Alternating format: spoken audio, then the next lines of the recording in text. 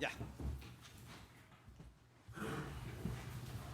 Señores, vamos a dar a conocer la decisión de esta audiencia, que la abrimos ahora formalmente. Es de esta causa RIT 600-2017, que ha sido citada a esta hora para dar a conocer la decisión del tribunal. Así que, en primer lugar, le damos la bienvenida a todos los abogados intervinientes que participaron en este juicio y al imputado, el señor Mota. ¿Sí? En mi calidad de presidente de la sala, entonces, voy a dar lectura al acta que se leyó. ¿Sí? Esta decisión es una decisión por mayoría, yo anticipo antes de leer esta acta. En Santiago, a 20 de diciembre del 2019.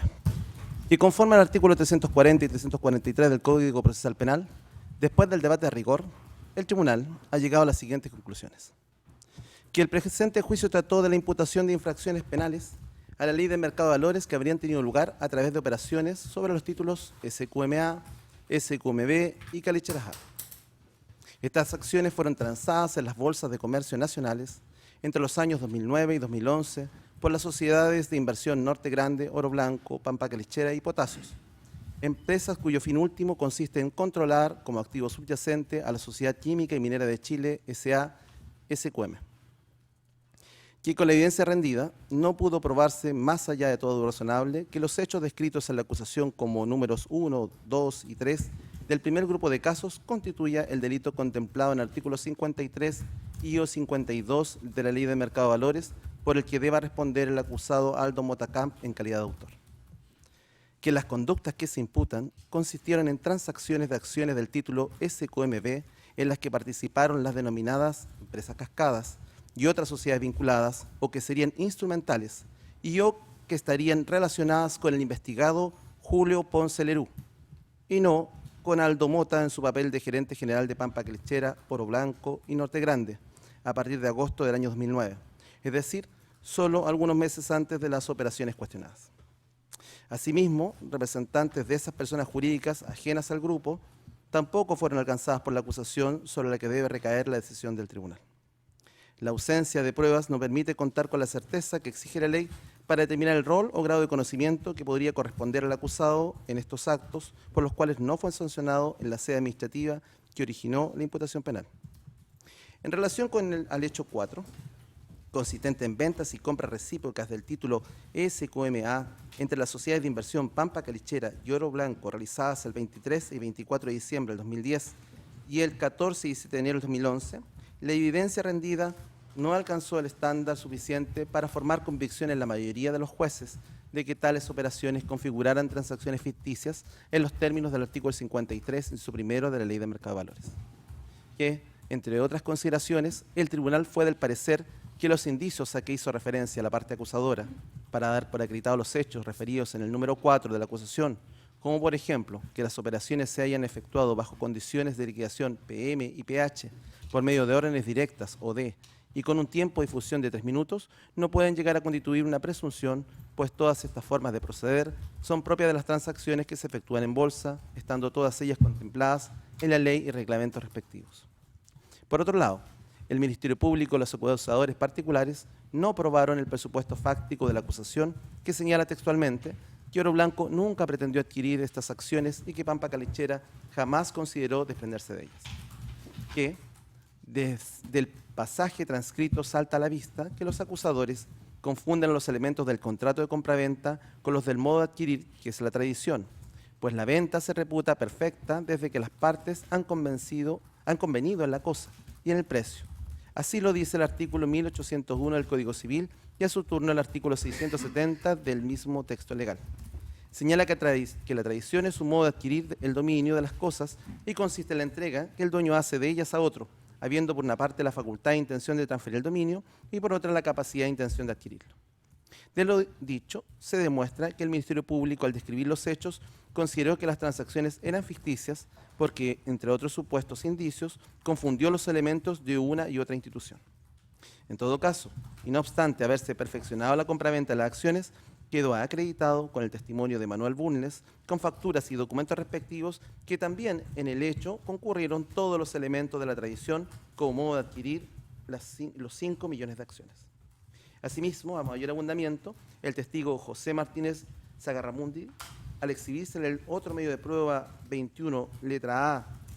de I, número 5, letra B, consistente en el manual de operaciones de acciones actualizado a mayo del 2014, explicó que con la oferta cerrada se da origen a la transacción que es difundida al mercado, quien calzó el plazo y el precio. Luego el proceso de liquidación no se paga de inmediato, ya que en el plazo definido se hace entrega de los valores y el dinero, generalmente demora 2 días hábiles. Continúa explicando que esto lo hace la Cámara de Compensación de Valores,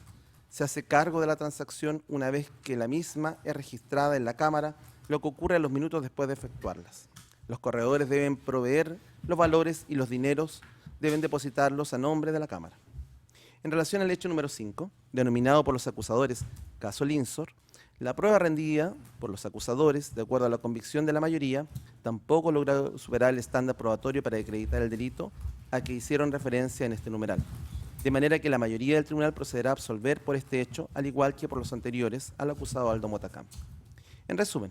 este caso es similar al contenido de la descripción fáctica del hecho número 4, excepto que en este, Global Mining, filial de Pampa Calechera, PC, vendió las mismas cantidades de acciones que en el caso anterior al fondo de inversión Linsor Total Return, a través de 22 órdenes directas, quien a su vez, el mismo día y fraccionada de la manera que se dijo, enajenó esas mismas acciones a Oro Blanco. Que para decidir la absolución por estos hechos, el tribunal, además de las argumentaciones expuestas en el caso anterior, consideró relevante que no se pudo acreditar la inexistencia del ánimo de vender a una entidad ajena al grupo, ya que según los acusadores, Linsor, representada legalmente por Canio Corvo, sirvió de puenteador, según lo dijeron los funcionarios de la SBS, Fernando Coloma, Víctor Zapata y Carlos Pavés, pues los dos primeros manifestaron que era parecer de ellos que Aldo Mota, el corredor de Banchile, Cristian Araya y Canio Corvo por Linsor se habían concertado el día anterior para estos efectos. Sin embargo, en el juicio solo se escuchó a estas personas, pero no al corredor de bolsa de apellido Araya y al supuesto puenteador Canio Corvo, siendo de relevancia su presencia, más aún si el propio Carlos Pavés, quien sucedió a Fernando Coloma como superintendente, declaró en estrados que ni Araya, ni Corvo, ni Mota reconocieron haber estado de acuerdo para concretar la operación que se llevó a efecto el día 29 de marzo del 2011. Que en consecuencia, no habiéndose superado la duda razonable en cuanto a la comisión del delito y de la participación del acusado, se procederá a absolverlo de estos cargos, puesto que tampoco se logró acreditar que Aldo Mota se hubiera procurado un tercero, Linsor, para concretar esta operación. Por el contrario, de la prueba rendida se desprende y se acreditó que fue Cristian Araya quien buscó al comprador y posterior vendedor de los 5 millones de acciones Global Mining, lo que es habitual dentro de la labor que desarrollan los corredores de bolsa, como mencionaron los testigos que se desempeñan en ese medio, explicando que al corredor le conviene tener las dos puntas de la operación, ya que obtienen ganancia por uno y otro lado. Asimismo, este supuesto puenteador es un inversionista de corto plazo, lo que fue acreditado por el propio controlador del fondo de inversión de la época, Timothy Purcell. Que lo anterior significa que son un fondo flipper, que se dan vuelta en la jerga de la bolsa y se deshacen rápidamente de la inversión para hacer una pasada, o sea, una ganancia rápida sin tener mucho tiempo la inversión en su poder, lo que lo hace perfectamente concordante con las pruebas que al respecto se rindieron y que viene a avalar la tesis de la defensa en tal sentido. En cuanto al hecho número 6, en donde se mezclan operaciones y actuaciones que involucran acciones SQMA y Calechera A, si bien algunas de las operaciones descritas por los acusadores en este numeral tienen vinculación con el caso Linsor, referido en los apartados inmediatamente anteriores, habiéndose desechado la tesis del Ministerio Público en cuanto se habrían efectuado transacciones engañosas y ficticias, también corresponde absolver al acusado por este hecho, porque supuestamente solo sería una etapa cúlmine del mismo hecho mencionado en el número 5 caso Linsor. Que en relación a las transacciones engañosas y ficticias a que hace referencia el acusador en el numeral número 6 del caso número 5, denota una confusión en cuanto al tipo penal que quiere invocar, puesto que el artículo 53, inciso primero de la Ley de Mercado de Valores, habla de transacciones engañosas. Y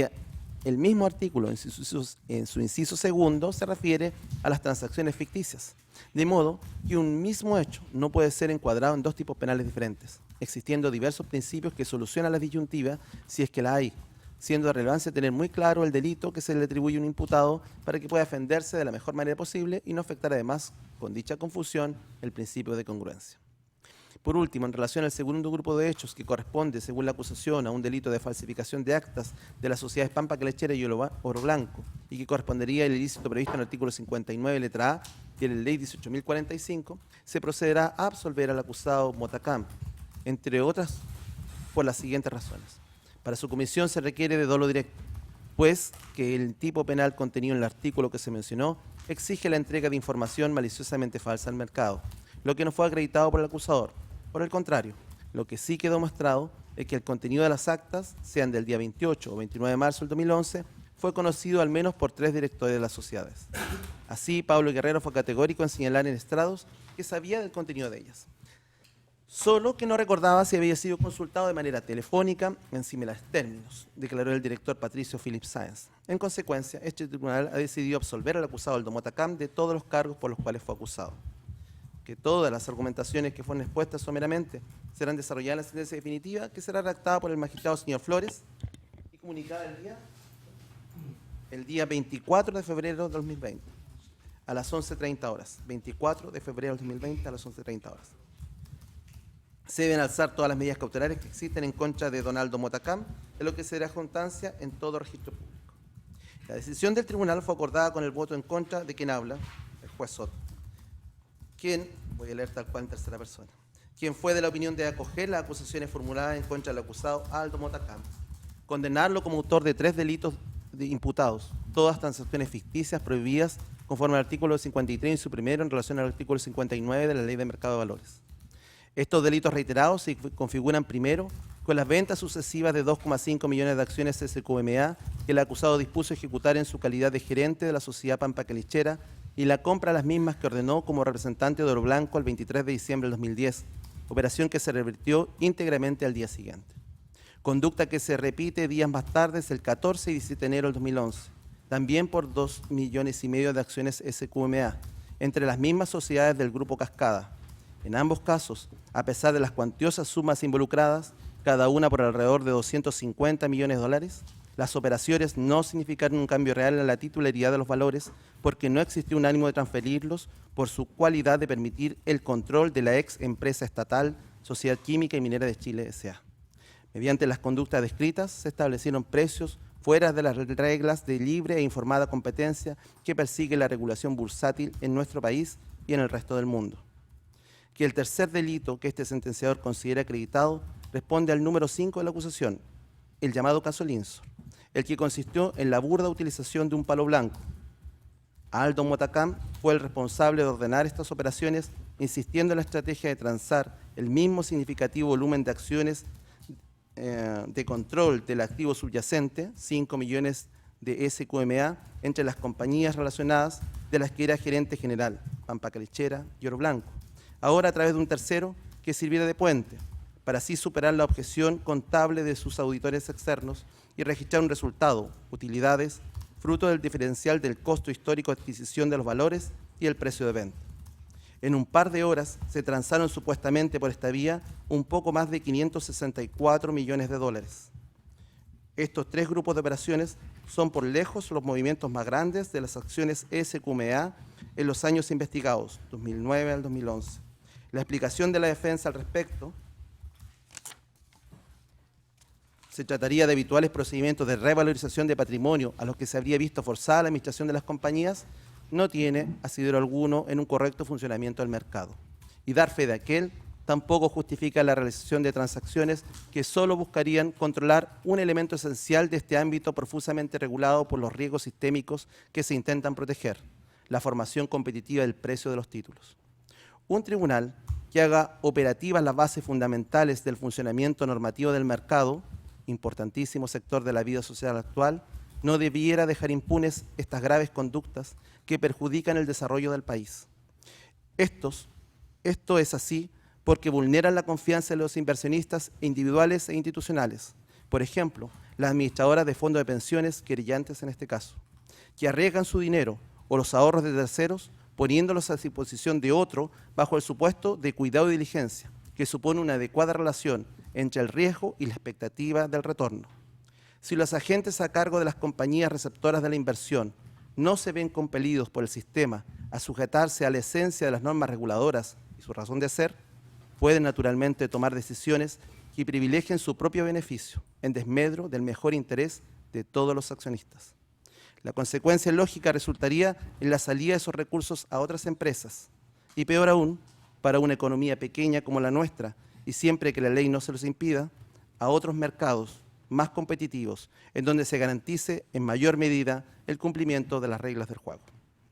Esta causa, que es la RUC 1400657277-5 y RIT 600-2017, en las que resolvieron los jueces, quien habla, Cristian Soto Galdames, como presidente, doña Laura Cerf Monsalve y don José Flores Ramírez. Eso es, señores. Muchas gracias. Hasta luego.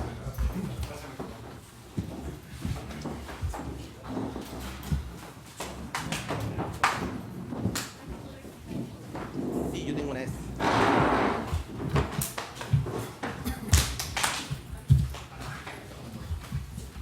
Esperen.